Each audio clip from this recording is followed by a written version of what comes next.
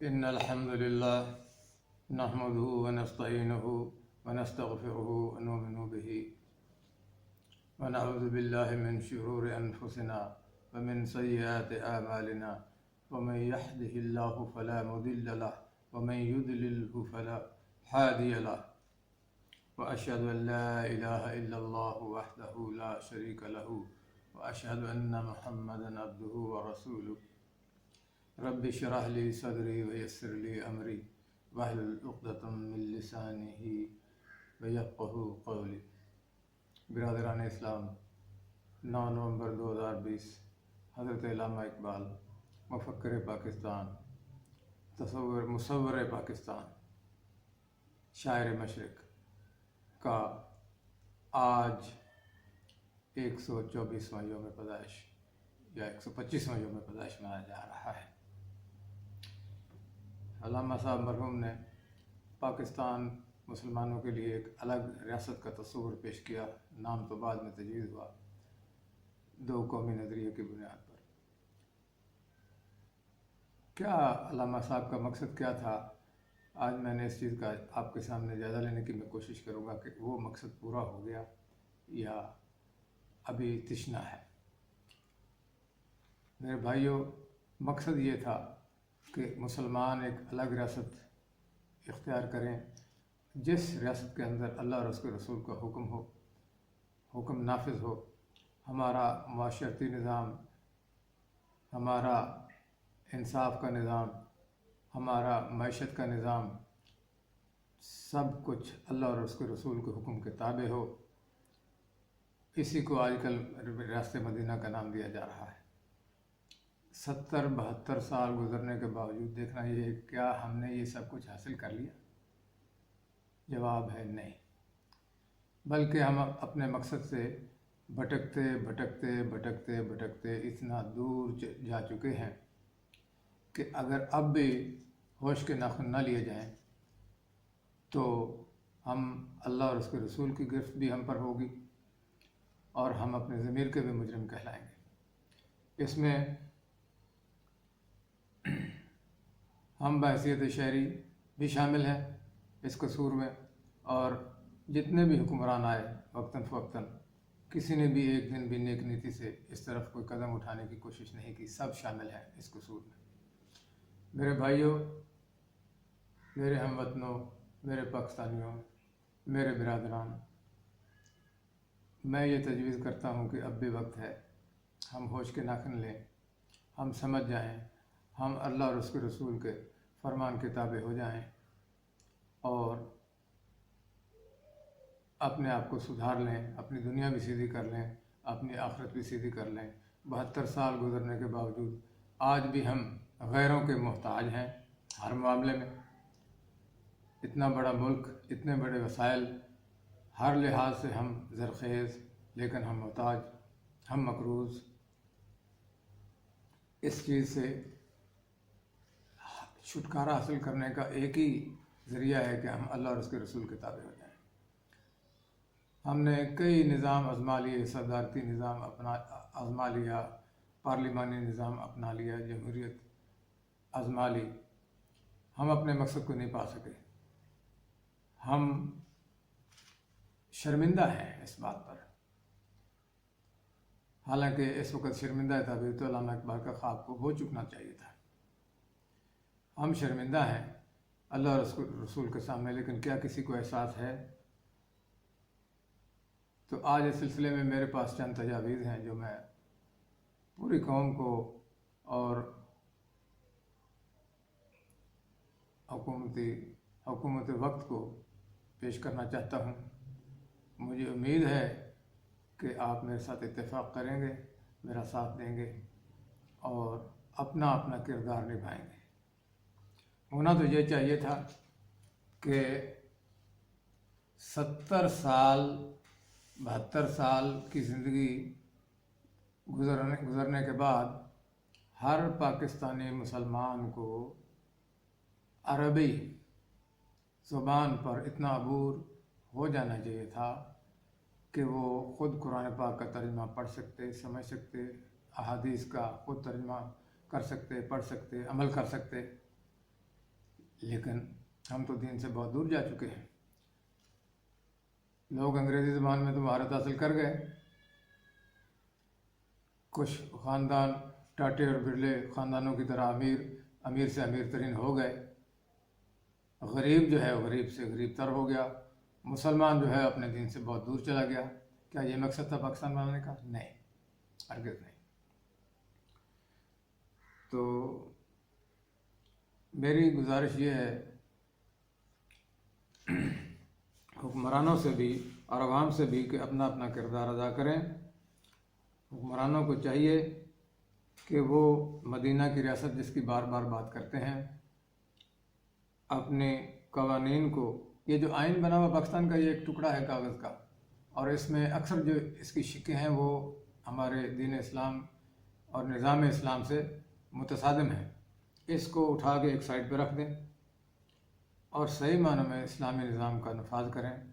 اپنے عدل و انصاف میں بھی، معیشت کے نظام میں بھی، اور زندگی کے ہر نظام میں اسلامی نظام جو ہے اس کو بروئے کار لایا جائے، اس کو نافذ کیا جائے. ہر چیز قرآن پاک میں اور نبی اکرم صلی اللہ علیہ وسلم کی احادیث مبارکہ میں واضح ہے کہ زندگی میں اس نظام کو اپنانے کے لیے کیا کیا قدم اٹھانے ہیں.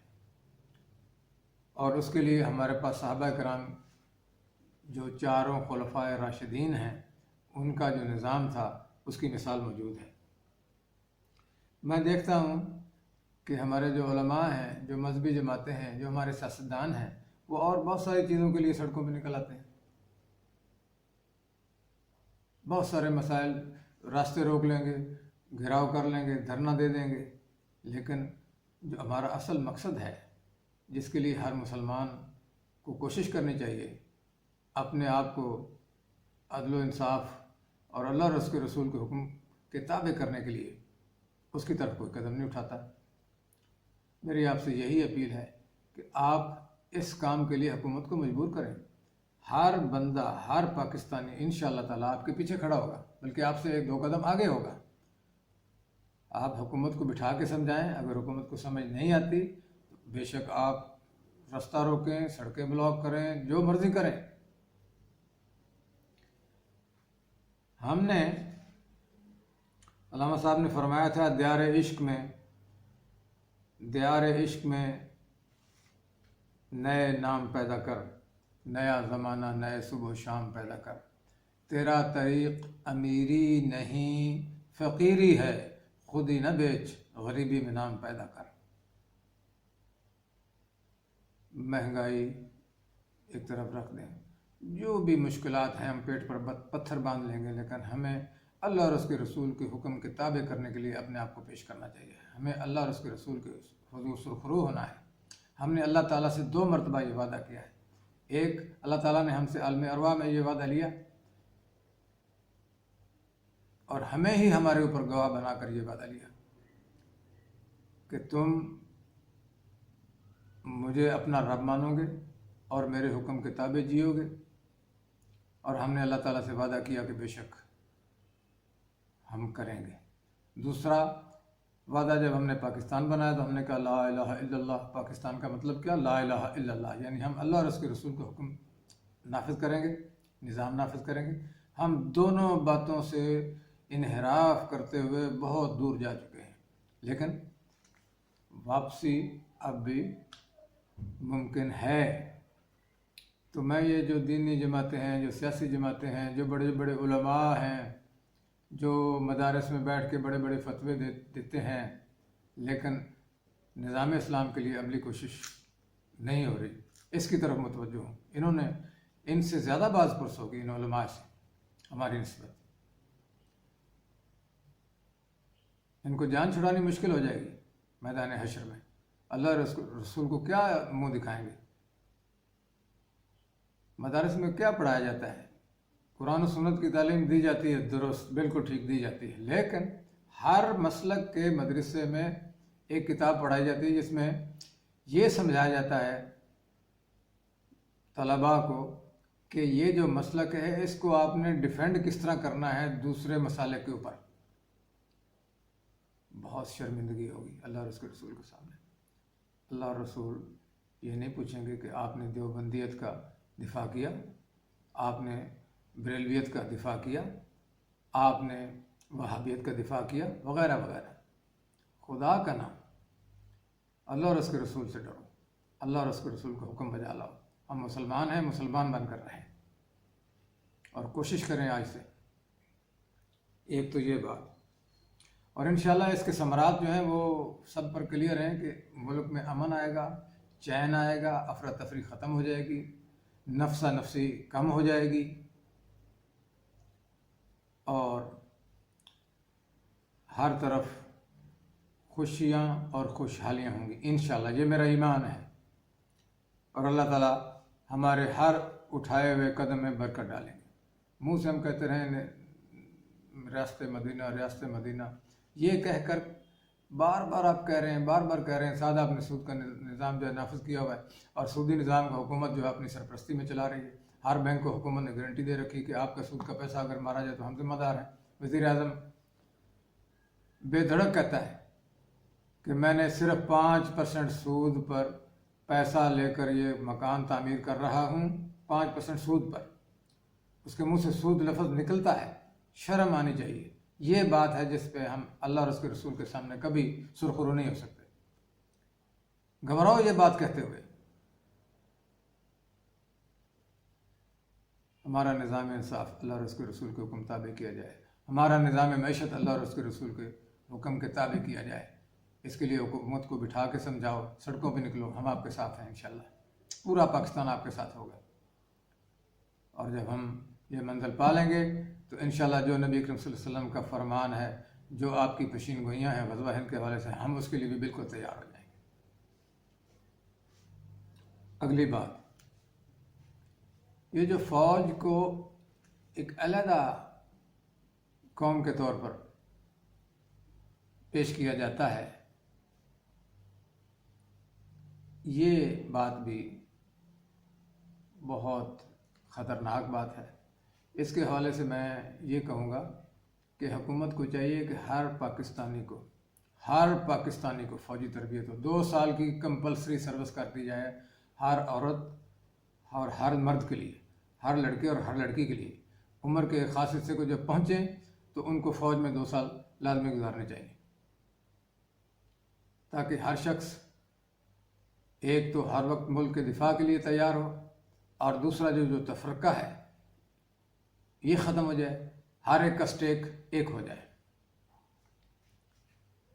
اس میں جو لوگ ذہنی طور پر معذور ہیں بے شک ان کو آپ رعایت دے دیں، اور ان کو دینی چاہیے، لیکن جو جسمانی معذور ہیں لیکن ذہنی طور پر فٹ ہیں، ان کو بھی فوج میں کردار ملنا چاہیے۔ اور اس کے بعد جو لوگ کنٹینیو کرنا چاہیں اور جتنی اسامیاں ہوں، اسی تربیت یافتہ لوگوں میں سے ان لوگوں کو آپ پرماننٹ ہائر کریں اور فوج کا سلسلہ چلائیں۔ تیسری چیز جو ہے، میرا سوال یہ ہے کہ جب نبی اکرم صلی اللہ علیہ وسلم کا زمانہ تھا اور اس کے بعد پھر خلفائے راشدین کا زمانہ تھا، تو کیا فوج اور تھی اور پولیس اور تھی؟ جو آج ہم نے یہ فوج اور پولیس میں ایک فرق رکھا ہوا ہے۔ میں یہ کہتا ہوں کہ ملک کی حفاظت کے لیے ہیں یہ سب، چاہے وہ اندر سے کوئی خطرہ ہو۔ اگر ایک شخص چوری کرتا ہے تو الٹیمیٹلی اس نے معاشرے کے نظام کو توڑا، بالآخر اگر وہ گروہ بڑا ہو گیا تو وہ ملک کے لیے خطرہ بن گیا۔ اس چیز کا قلعہ کم کرنے کے لیے آپ نے پولیس رکھی ہوئی ہے، جو کہ سیاسی طور پر باعث ہوتی ہے، اور پھر وہ اپنا فرض پورا نہیں ادا کر سکتے، جس کی وجہ سے معاشرے میں یہ بگاڑ بڑھتا جا رہا ہے۔ میرا ایک یہ مشورہ ہے کہ فوج اور پولیس کو ضم کر دیں، لوگ ادھر سے ادھر تبادلہ کرواتے رہیں، اور چیف آف آرمی سٹاف کے انڈر ہی سارے محکمے کر دیے جائیں، فوج بھی اور پولیس کا، یعنی اندرونی سیکورٹی بھی اور سرحدوں کا حفاظتی نظام بھی سارا ایک شخص کے انڈر ہونا چاہیے، اور وہ شخص ہے سپہ سالار، چیف آف آرمی سٹاف کہہ لیں اس کو، جو بھی آپ کہہ لیں، تاکہ یہ جب آپ یہ کر لیں گے تو انشاءاللہ اس سے بھی جو ہے وہ جو فرق ہے، جو فاصلہ ہے سویلینز کا اور ملٹری کا، ذہنی طور پر بھی اور فزیکل بھی، وہ ختم ہو جائے گا انشاءاللہ، اور اس سے بھی انشاءاللہ معاشرے میں سدھار پیدا ہوگا، بگاڑ ختم ہو جائے گا، کمی ہو جائے گی۔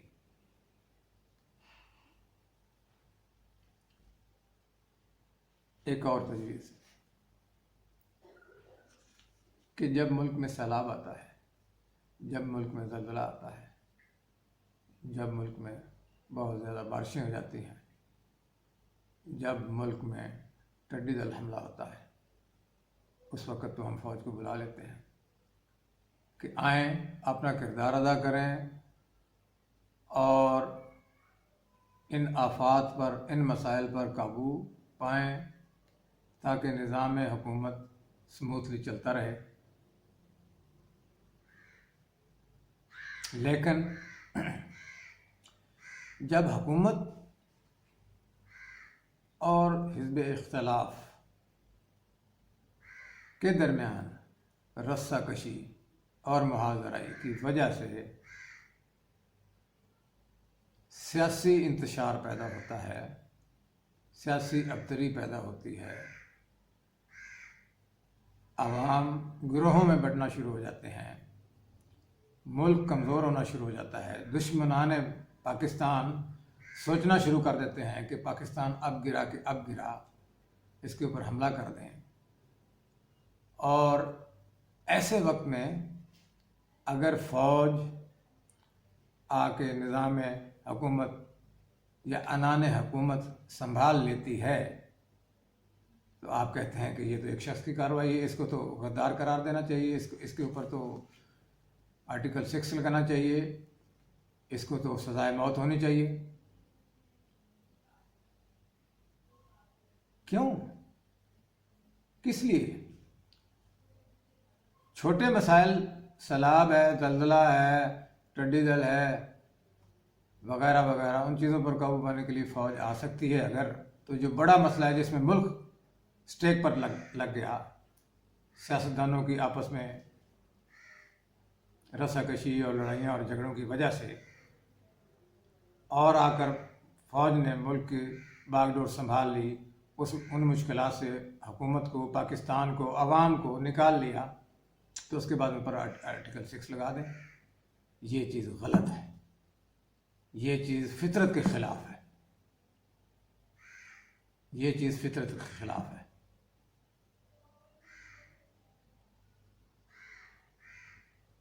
لہذا اس سلسلے میں میری یہ تجویز ہے کہ پولیٹیکل فیلئر اور فوج کی غیر آئینی مداخلت سے بچنے کے لیے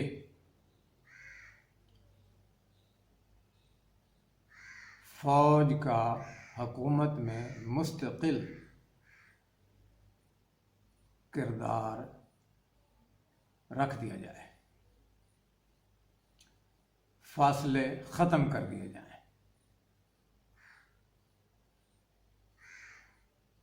آج تک کیا ہے ہمارے آئین میں کہ ملک کا جو صدر ہے وہ کمانڈر ان چیف ہے، ایسا ہی ہے نا،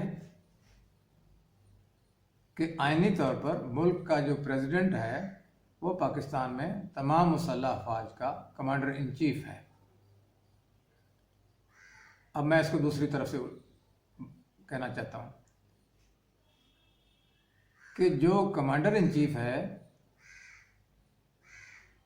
وہ ملک کا صدر ہونا چاہیے، اس کی مدت 3 سال ہے، 4 سال ہے، 5 سال ہے، اس کو آپ ایڈجسٹ کر لیں، حکومت کے ساتھ ساتھ اس نے چلنا ہے، تو جب حکومت تبدیل ہوتی ہے اس کا بھی پیریڈ اتنا رکھ لیں۔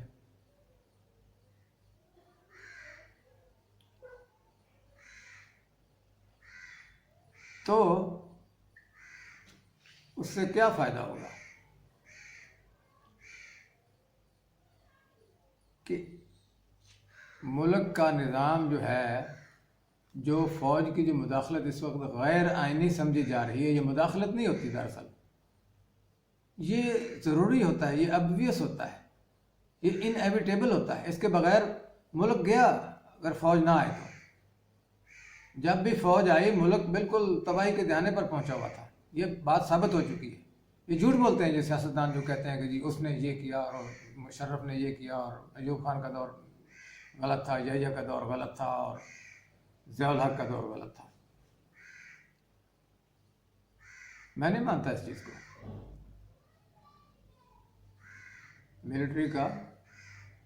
ملٹری کی انٹرونشن کو روکنے کے لیے ملٹری کا پرماننٹ رول جو ہے وہ رولرز آف پاکستان میں پیدا کیا جائے،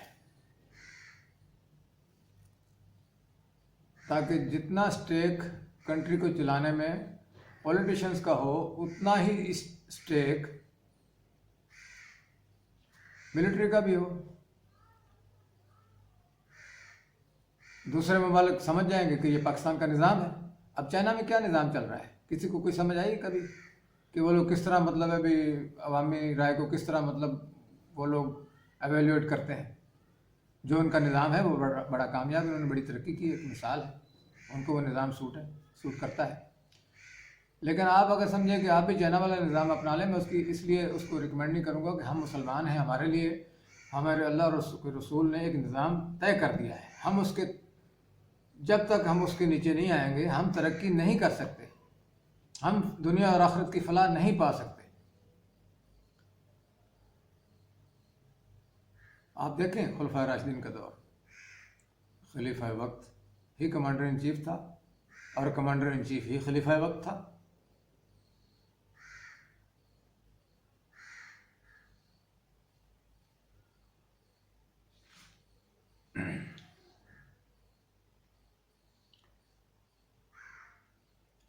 جب یہ سارا نظام قائم ہو جائے گا انشاءاللہ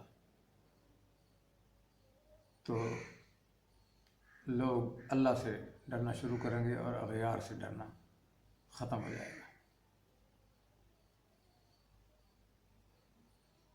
میرے عزیز ہم وطنوں، میری اس بات پہ غور کرنا، یہ نہ کہنا کہ یہ بات کس نے کی ہے، یہ کہنا کہ یہ شخص کیا بات کر رہا ہے، مجھے بیچ میں سے نفی کر دیں. میری باتوں پہ غور کرنا، اور اگر آپ میرے ساتھ اتفاق کریں تو بسم اللہ کر کے میدان عمل میں کودیں. انشاءاللہ میں بھی آپ کے ساتھ ہوں، اور مجھے امید ہے انشاءاللہ کہ ایک کامن مین، عام پاکستانی، ہر پاکستانی اس میں شامل ہو جائے گا، سوائے اس مفاد پر ٹولے سے جو اتنی دولت، اتنا رزق اکٹھا کرنے کے باوجود نہ ان کو خدا یاد ہے اور نہ ان کا پیٹ بھرتا ہے. ایسے لوگ ہوں گے، ان کے ساتھ پھر جو دین کا حکم ہے اس حساب سے نمٹا جائے گا. اس نظام کو قائم کرنا ہے انشاءاللہ. آج آپ عہد کریں. کچھ لوگ عورت کی حکمرانی کے لیے بڑا دن رات ایک کر کے زور لگا رہے ہیں آج کل.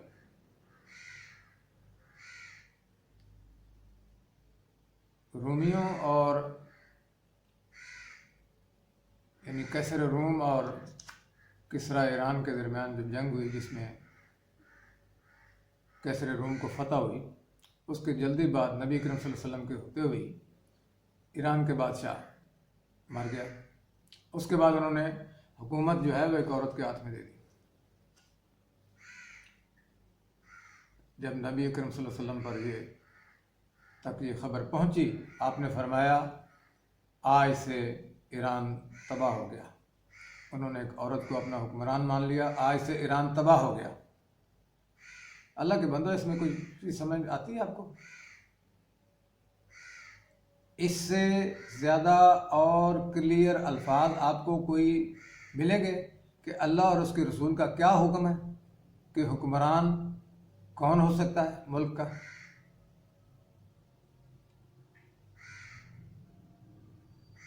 اللہ تعالیٰ آپ کا حامی ناصر ہو، اور اللہ تعالیٰ آپ کو ہمت اور توفیق عطا فرمائے، اور میری گزارشات کو سمجھنے کی توفیق عطا فرمائے. وما توفیقی الا باللہ. السلام علیکم ورحمۃ اللہ وبرکاتہ.